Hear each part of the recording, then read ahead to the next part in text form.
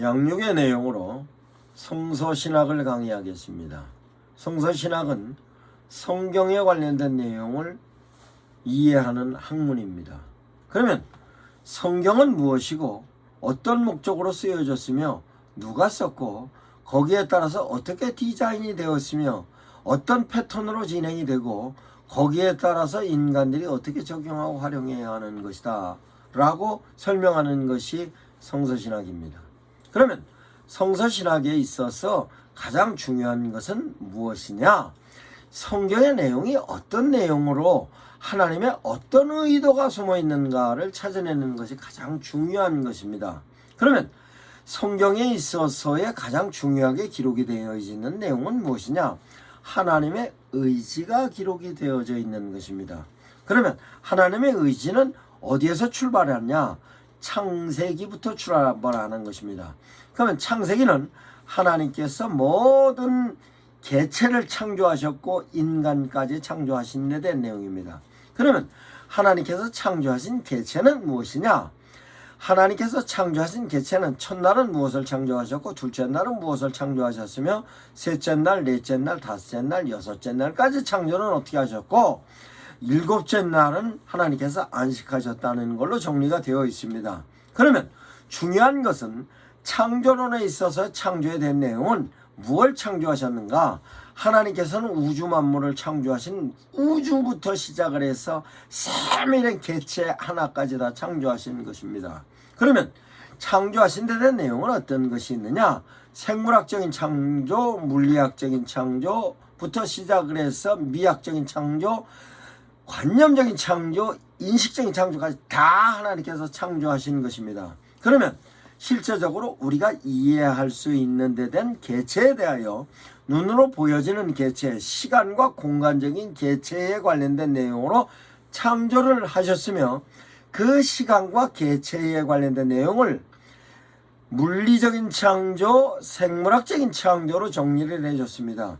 그러면 물리적인 창조도 유기물에 대한 창조, 무기물에 대한 창조도 하셨으며 생물학에 있어서도 생물의 종에 따라서 다 창조를 하셨고 류에 따라서도 하나님께서 다 창조해 놓으신 것입니다. 그러면 하나님께서 창조하신 모든 것에 대해서는 창조가 어떤 내용으로 창조가 되었냐, 어떤 원리로 창조가 되었냐, 어떤 법칙으로 창조가 진행이 되고 있는가에 대한 내용을 설명을 하자면 하나님께서 창조한 모든 것에는 메커니즘을 부여해 놓으셨습니다.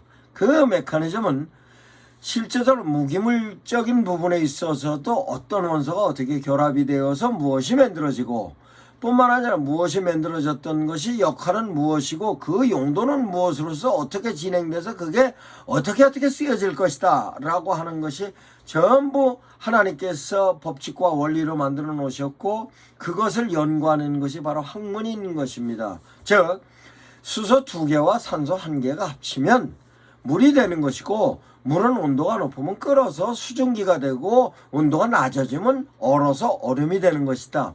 이같이 물에 대한 것도 하나님께서 원리와 법칙을 만들어 놓으셨고 뿐만 아니라 생물학적인 부분에 있어서 하나님께서 법칙과 원리를 만들어 놓으신 것입니다. 이 모든 내용을 법칙과 원리를 찾아서 인간들이 이해하는 것이 바로 학문인 것입니다.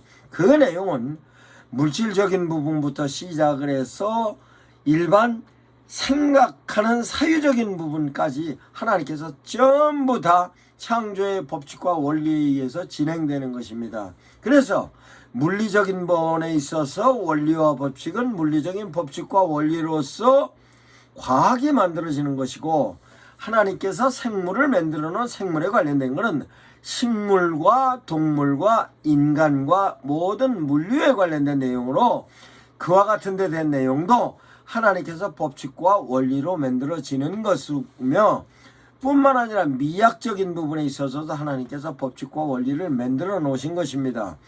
그 내용이 실제적으로 이런 거는 보기가 좋고 이런 건 보기가 싫으면 이건 균형적인 면에 있어서 적용될 부분이고 균형이면 그 균형이 생물학적인 균형이 될 수도 있고 물리학적인 균형이 될 수도 있고 수학적인 균형이 될 수도 있고 그 부분에 있어서는 수학적인 법칙, 물리학적인 법칙, 생물학적인 법칙, 미학적인 법칙 다 적용이 되는 것입니다. 그럼 미학에 있어서도 음악과 미술로 구분을 할 수 있는 것입니다. 그러면 음악은 도레미팔로솔라시도의 음계와 2분의 2박자, 4분의 3박자, 4분의 4박자 이렇게 박자의 개념도 있으면 그것에 관련된 내용으로서 음악을 효과적으로 음계에 따라서 진행했을 때 어떤 소리를 어떻게 적용을 해야 인간들에 관련된 부분으로서 받아들이기 좋고 아니면 그 부분에 있어서 듣기에 거북하여다 하는 내용으로 정리할 수 있는 데 대한 내용이 음악적인 미학입니다.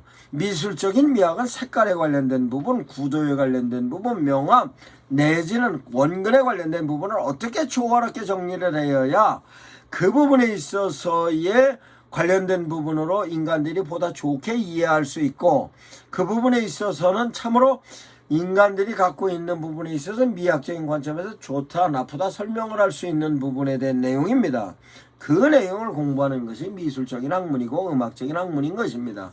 이와 같은 데 대한 모든 내용이 하나님께서 법칙과 원리로 만들어 놔서 그 인간들이 살아가는 삶에 관련된 부분으로 적용을 하여서 살 수 있게 하나님께서 창조해 놓으신 것입니다. 그 내용을 하나님께서 모든 걸 창조하셨고 인간을 향하여서 보기에 좋았더라와 함께 생육하고 번성하고 충만하고 정복하고 지배하라 했던 데 대한 내용이 하나님께서 창조하신 모든 개체를 인간들이 다스려서 효과적으로 적용해서 살 수 있게 만들어진 내용이 바로 성경에 기록된 창세기 창조에 관련된 내용인 것입니다. 그러면 창조에 관련된 내용이 이와 같이 진행되는 것으로는가? 하나님께서 인간을 창조해 놓으셨습니다. 인간을 창조해 놓으셨고 하나님께서 세상 모든 만물을 창조하시면서 하나님의 의지로 좋았다라고 표현을 하십니다. 인간을 향하여서는 창조하셨고 심히 좋았더라고 당신의 의지를 표현하십니다. 당신의 의지를 표현하셨을 때 그 인간들을 향하여서 단순하게 창조물로서가 아니라 하나님께서 인간들을 향하여서 주신 엄청난 선물이 인간들에게 베풀어 주신 의지입니다. 이 의지를 신학적인 용어로 자유의지라고 설명을 하는데 자유의지를 통해서 인간들은 스스로 살아가는 삶의 선택권을 하나님께서 선물로 주신 것입니다. 그 선택권을 주시면서 하나님과 관계성에 대해서 정립을 해 놓으셨어요. 그 정리해 놓으신 것이 바로 하나님은 하나님이고 인간은 인간이다. 하나님은 창조주이시고 인간은 피조물이다 라고 정리해 놓으신 기준점이 선악과인 것입니다. 그러면 선악과는 어떤 의미로 하나님께서 창조해 놓으셨는가 라고 성경책에 기록이 되어 있는 내용을 보면 하나님은 하나님이심을 표현을 하셔서 제시하였던 것이 선악과로 설명을 할 수 있는 것입니다. 즉 인간이 선악과를 보고 하나님께서 먹지 말라 하였다 한 내용이 정리가 되어 있는 것으로 하나님을 인식하는 것입니다. 그 하나님을 인식하면서 하나님의 의지를 이해하는 것입니다. 그러면 하나님의 의지를 이해하면 그 하나님은 어떤 분이신가를 인간이 이해해야 하는 것으로 하나님은 어떤 분이신가에 대한 내용이 당신을 표현을 하고 계시는 당신의 직접적인 표현은 계시입니다. 그 계시도 성경에 기록이 되어 있습니다.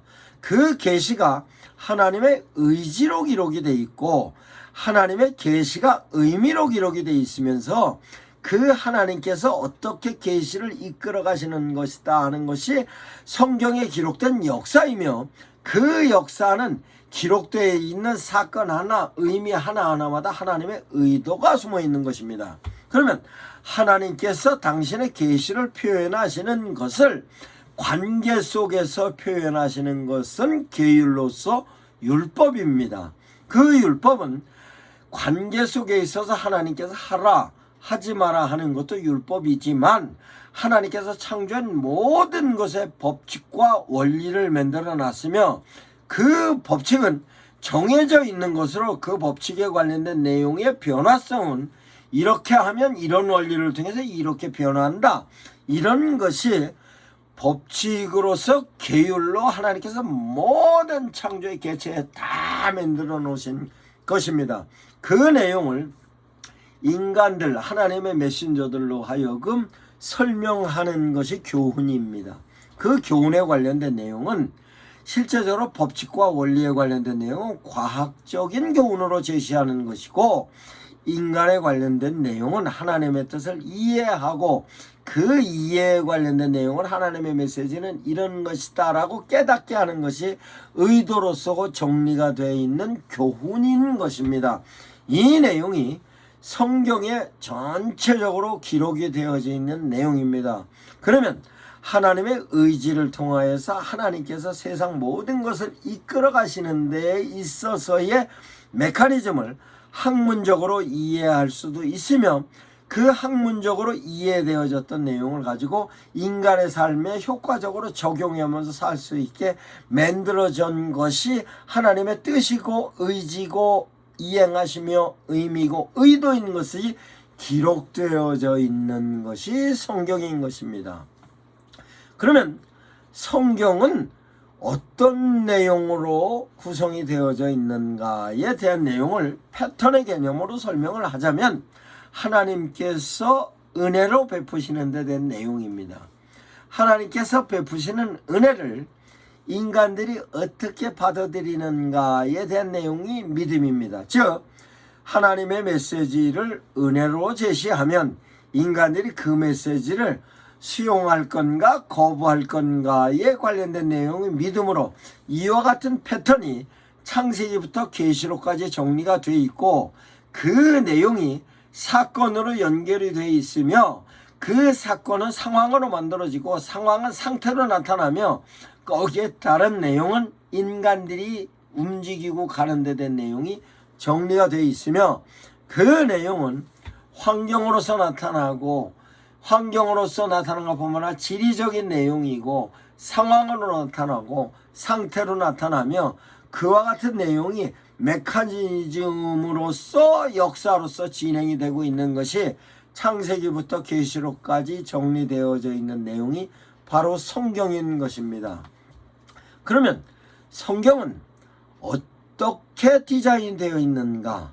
성경에 대한 디자인은 성경에 있어서 다양한 인물들이 있습니다. 그 인물들을 이루는 역사가 성경에 기록이 되어져 있는데, 성경의 기록은 많은 사람들이 많은 기간 동안 많은 내용을 정리해 놓은 것입니다. 성경이 다른 종교의 경전과 다르게 디자인이 되어져 있는 내용은, 성경은 아담과 하와부터 시작을 해서 카인과 아벨을 거쳐서 노아로 거쳐서 여러 가지 사람들이 성경의 인물로 나오는데, 기록이 된 것은 모세가 기록해 놓은 것부터 성경에 기록이 되었습니다. 그러면 그 전의 내용은 무엇이냐?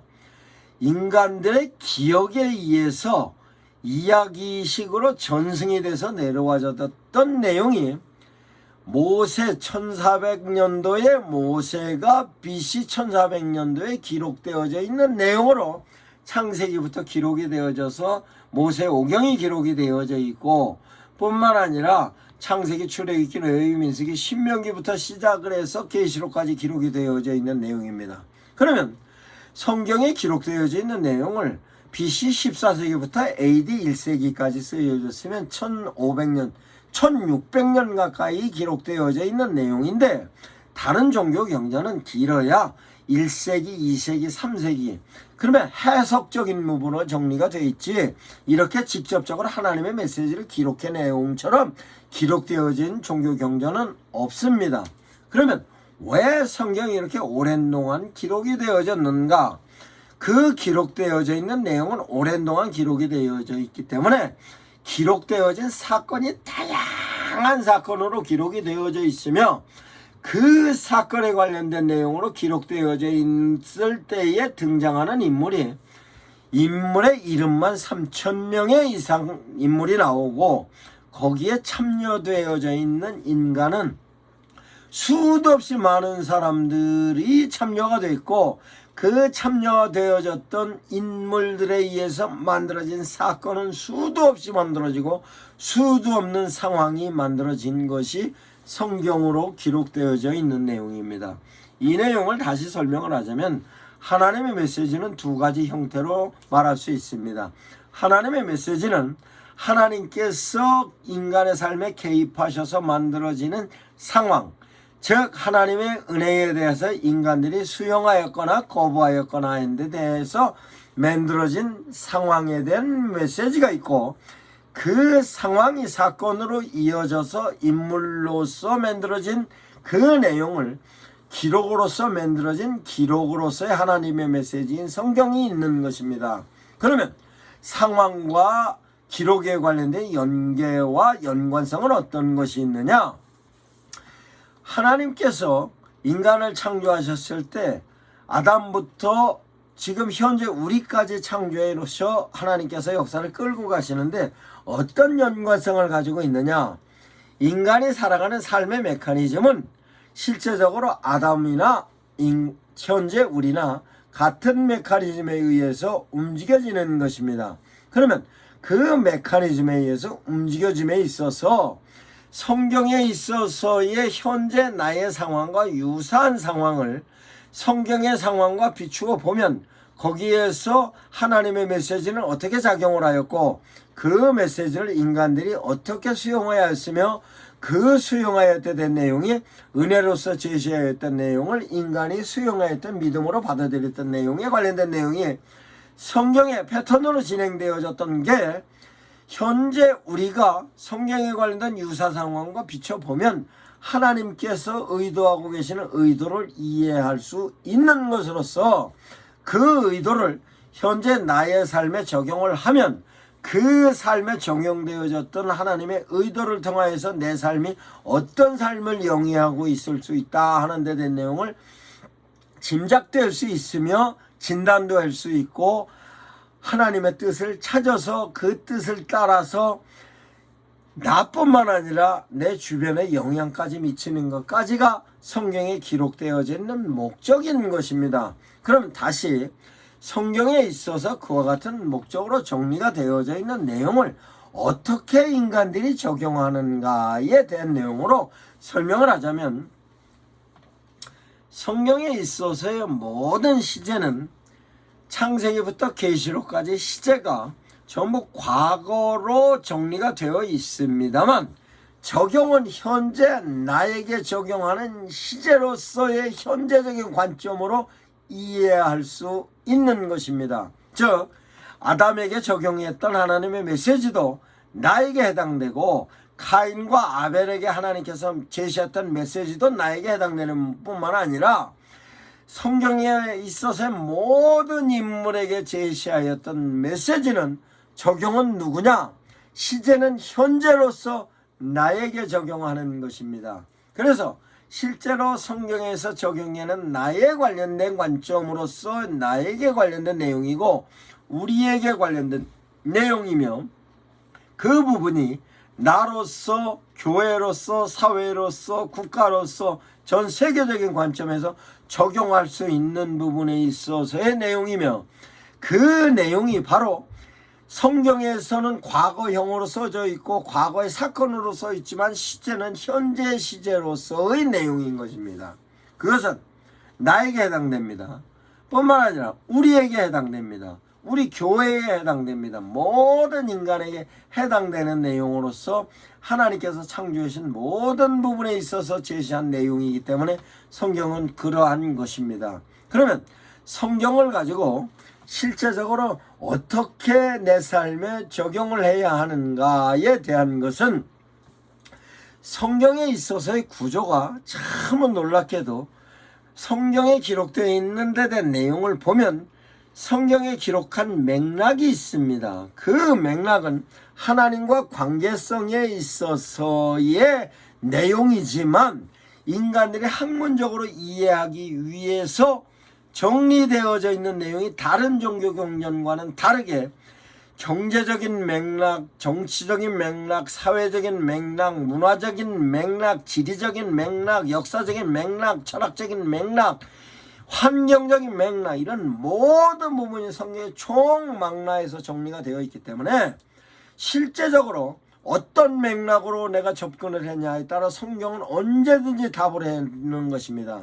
그러면 성경에 있어서 내가 윤리적인 맥락으로 접근해 갖고 가면 성경은 윤리적인 맥락에서 답변을 합니다. 성경은 경제적인 맥락으로 접근해 갖고 가면 경제적인 맥락으로 답변을 합니다. 성경을 생물학적인 맥락으로 접근해 갖고 가면 생물학적인 맥락으로 접근해 갖고 갑니다. 즉 과학적인 맥락으로 접근해 갖고 가면 성경은 과학적인 맥락으로 대답을 하고, 성경을 역사적인 맥락으로 접근해 갖고 가면 역사적인 맥락으로 접근을 하며, 성경을 환경적인 맥락으로 접근해 갖고 가면 환경적인 맥락으로 대답을 하고, 성경에 관련된 모든 부분은 사회학적으로 접근해 갖고 가면 사회학적으로, 물리학적인 부분을 접근해 가면 물리학적으로, 생물학적인 접근을 하면 생물학적으로, 미학적인 접근을 하면 미학적인 접근으로 성경은 대답을 하고 있는 것입니다. 이와 같은 내용이 성경에 디자인이 되어 있는 것으로, 그와 같은 내용이 인간들이 그 내용을 어떻게 적용하고 살았는가에 대한 내용이 성경에 기록이 되어 있기 때문에 맥락을 이해하고 그 맥락에 따라 접근해 갖고 가면 그 맥락에 따른 성경은 대답을 하는 것입니다. 이와 같은 내용이 실제적 성경이 위대함으로 우리가 이해할 수 있는 것으로, 다른 종교 경전에서는 어떤 경우도 이와 같은 내용을 설명하지 못합니다. 그러면 설명하지 못하는 데 대하여서 성경을 사람들이 어떻게 이해를 해야 하는가에 대한 내용이 맥락적으로 접근을 했으면 그 맥락에 관련된 내용을 나와 관계성을 통하여서 나를 이해하면 성경을 통해서 하나님께서 나에게 주는 메시지가 무엇인가를 바로 이해할 수 있는 것입니다. 그러면 성경에 있어서 경제적인 맥락을 가지고 경제생활하는 데 있어서 내가 어떻게 접점을 찾아야 되는가 라고 하면, 그것을 국가경제적인 면에 있어서 찾을 수 있으며, 사회경제 면에 있어서 찾을 수 있고, 교회경제 면에 찾을 수 있고, 가정경제 면에 찾을 수 있고, 나 개인적인 경제 면에 있어서 찾을 수 있는 것입니다. 그와 같은 내용은 문화적인 내용도 마찬가지입니다. 문화적인 내용도 문화가 형성되었을 때 하나님께서 어떤 개입하심을 통해서 어떤 문화가 형성이 됐고, 그 개입하심에 대한 문화가 어느 지역에서는 어떤 문화가 발생이 됐고, 어느 발생된 문화에 대하여서 하나님께서 필요로 하셨고 하나님께서 의도하신 내용은 뭐였고, 그 부분에 있어서 인간들이 하나님의 나름대로의 하나님의 뜻으로 만들어낸 문화인지, 인간들 스스로가 만들어낸 문화인지, 하나님께서 원하시는 건지 하나님께서 원치 않으시는 데 대한 내용이 성경에 기록되어져 있는 것입니다. 이러한 같은 내용이 성경의 대전으로 기록이 되어 있을 때 이 내용이 다른 종교 경전과는 다르게 놀랍게도 성경이야말로 인간들 살아가는 삶에 있어서의 모든 지침이 바로 성경으로부터 나온다 하도 틀리지 않은 얘기가 되는 것입니다. 그러면 성경에 있어서의 문화적인 지침만 지침인가? 성경에 있어서 문화적인 부분만 인간들이 수용할 수 있는 내용인가? 그렇지 않습니다. 성경에 있어서 그러면 정치적인 부분은 어떤가? 정치로 답을 할 수도 있습니다. 그럼 정치에 대한 답을 성경에서 하자면, 정치적인 근거는 어디에서 찾는가? 하나님이 인간을 창조해 놓으시고 창조한 인간들을 향하여서 개체의 모든 내용을 생육하고 번성하고 정복하여, 생육하고 번성하고 충만해진 인간들을 향하여서 모든 세상 만물을 정복하고 지배하여 가장 인간들이 아름답게 쓸 수 있게 모든 사람들로 하여금 그 사람들이 하나님이 창조하신 의도대로 살 수 있게 그것을 다스리고 지배하라고 하시는 의미를 인간들이 갖고 있는 부분에 있어서, 그 부분을 어떻게 다스렸냐, 어떻게 다스려 모든 사람들이 보편적으로 행복할 건가에 관련된 내용이 성경에 하나님께서 계율로 전부 정리를 해놨음에도 불구하고 인간들이 내 것이고 눈이 밝아져 하나님처럼 된다는 그런 욕심에 의해서 만들어진 사유에 의해서 선악과가 복음직하고 먹음직해서 따먹음으로 말미암아 죄성을 형성을 하고, 죄성의 결과로 오만과 내 욕심이 만들어졌던 그 모습에 의해서 사람들이 갖고 있는 부분에 있어서 욕심에 의해서 사회가 뒤틀어지고 엉망이 되고 거기에 따라서 사람들이 만들어진 문화는 어떤 문화가 만들어졌고 사람이 사람을 다스리기 위해서 만들어진 종교로 만들어진 형성된 문화는 이런 것이고 이런 걸 찾아서 공부하는 것이 바로 문화사적인 부분에 있어서에 대한 내용인데 이 내용이 성경에 있어서 차곡차곡 정리가 되어 있는 것입니다. 즉 그 문화사적인 면이 정리가 되어 있는 것을 효과적으로 어떤 사람이 어떤 정치를 했을 때 어떤 결과가 나타났고 모든 사람들이 편안하게 살았으며 어떤 사람이 어떤 정치를 했을 때 모든 사람이 모든 게 힘들게 어렵게 살았다 하는 것이 정치학적인 관점에 있어서 맥락도 성경에 정리가 되어 있는 것입니다. 이와 같이 정치, 경제, 사회, 문화 모든 부분에 있어서 정리가 되어 있습니다. 뿐만 아니라 지리적인 관점에서 이해를 할 수도 있는 것이 성경입니다. 그러면 성경에 있어서의 지리적인 관점에 대한 내용은 무엇인가? 라고 하면 실제적으로 사람들이 움직이면서 살아왔던 삶에 대한 내용이 하나님께서 에덴 동산으로부터 시작해서 하나님께서 노아의 방주를 통하여서 하나님의 역사를 이루고 그 역사가 이루어진 다음에 사람들이 정착하면서 살면서 문화도 형성하고 경제활동도 하며 정치활동까지 했습니다.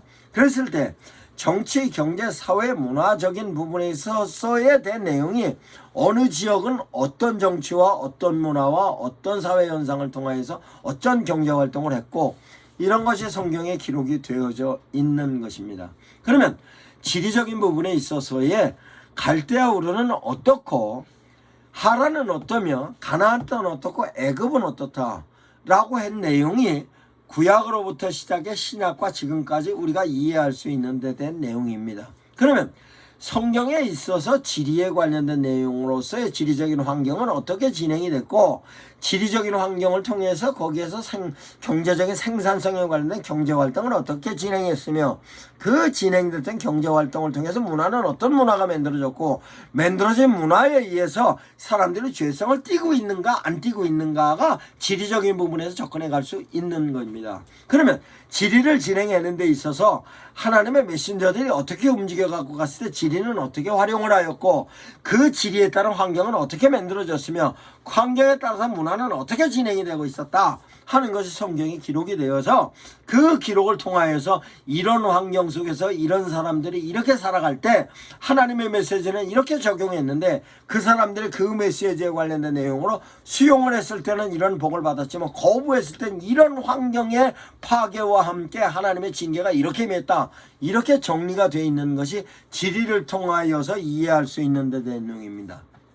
그 내용은 또한 환경적인 부분에 있어서도 대단히 중요하게 작용을 하고 있습니다. 환경은 특별히 성경에서는 기근으로 많이 설명을 하고 있습니다. 그럼 기근으로 설명을 하는 데 있어서 기근을 해결하는 부분에 있어서에 대한 내용이 어떻게 갈 거냐 하나님의 뜻을 찾아갖고 갈 거냐 하나님의 뜻을 거부하고 갈 거냐 그러면 그런 기근이 왔을 때의 내용은 어떤 내용이었는가 하나님께 징계로서 나타난 내용인가 아니면 인간이 그 기후 환경에 관련된 내용을 인간들이 만들어 놓은 인간에 의해서 만들어진 건가 그러면 그 환경에 관련된 조건에 관련된 내용도 신앙적인 연관성으로 어떤 맥락인가로 신앙적인 맥락과 연결을 하면 기후적인 환경에 대하여서 하나님의 뜻을 이해할 수 있는 것입니다. 즉 하나님의 의지를 이해하고 하나님께서 역사하여 가시며 거기에 따른 기후에 대한 의미는 무엇으로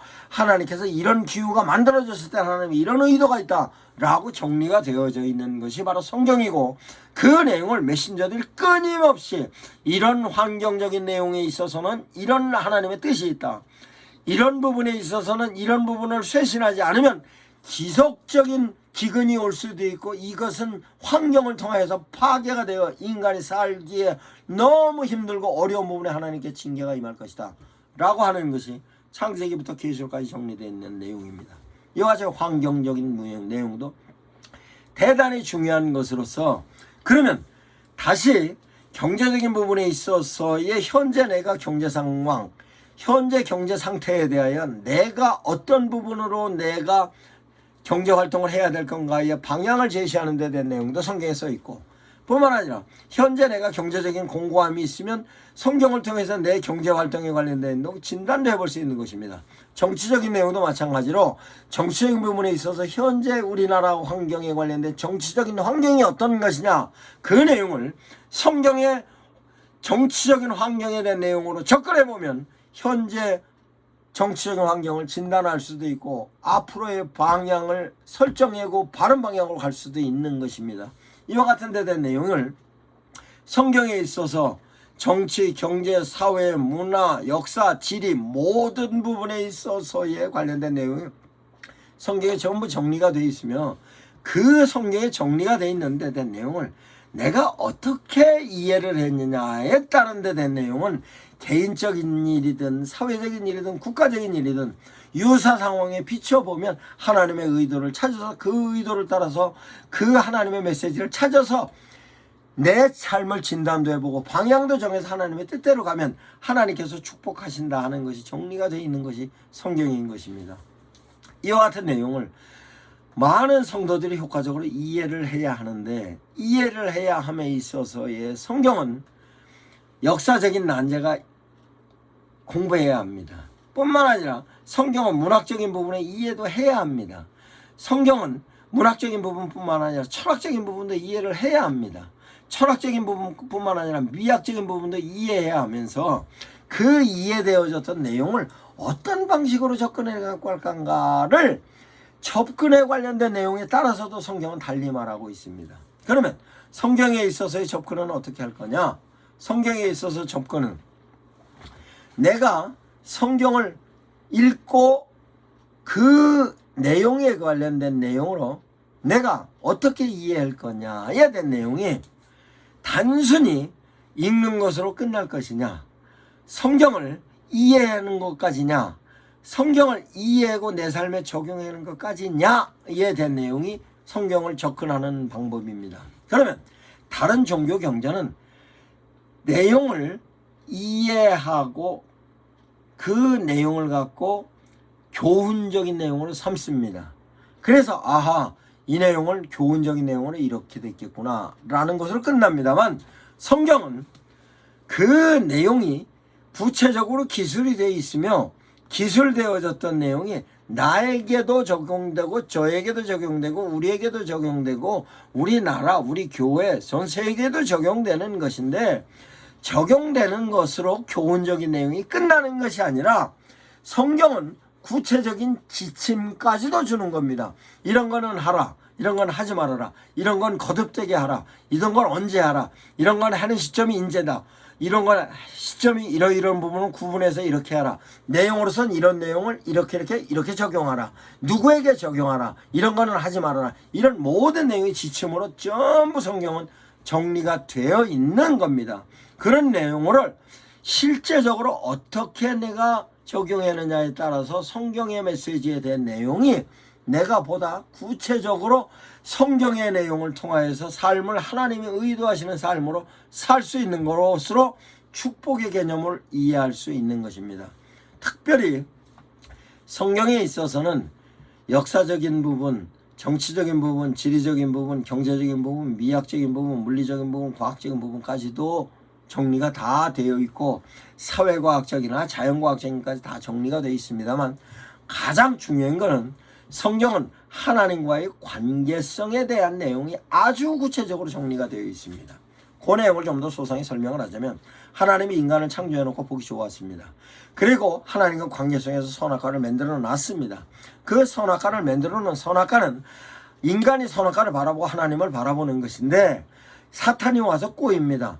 죄성은 모든 종교는 다 내적인 죄성입니다만 우리 기독교적인 죄성은 외적인 죄성입니다. 그래서 외적으로다가 악이 들어와서 하나님이 먹지 말라 그랬더냐, 보지도 말라 했다 한 것으로 접근해 갖고 가는데, 왜 그러냐, 죄성이 들어오니 선악과는 관계적인 관점에서 봐야 되는데, 선악과를 내가 악으로 의도가 바뀌니 보암직하고 먹음직한 먹을 거로 보이는 겁니다.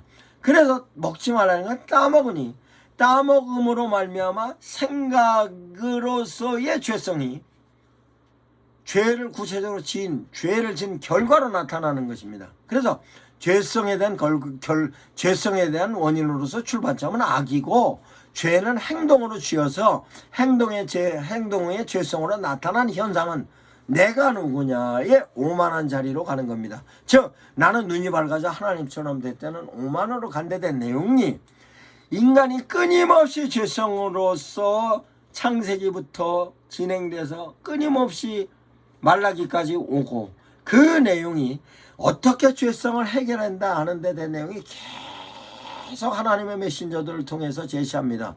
그 메신저들이 누구는 제사장 방식으로, 누구는 예언자 방식으로, 누구는 선지자 방식으로, 누구는 교육자 방식으로 계속 설명합니다.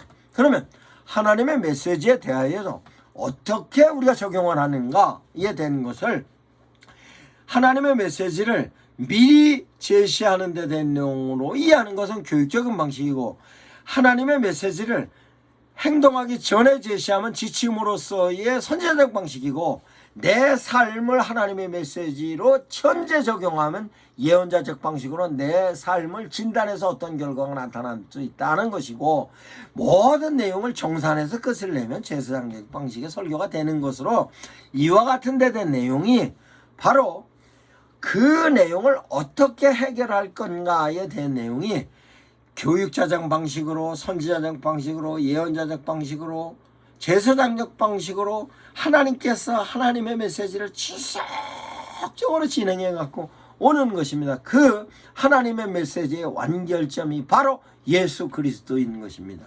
즉 예수 그리스도는 교육으로도 하나님의 메시지를 제시하십니다. 그래서 너희가 이것을 알고 있어야 이런 상황이 왔을 때 너희는 대처할 수 있다라고 얘기합니다. 뿐만 아니라 행동 직전에 예수님께서 말씀하십니다. 이렇게 해야 된다. 그렇지 않으면 너는 이럴 것이다 라고 얘기합니다.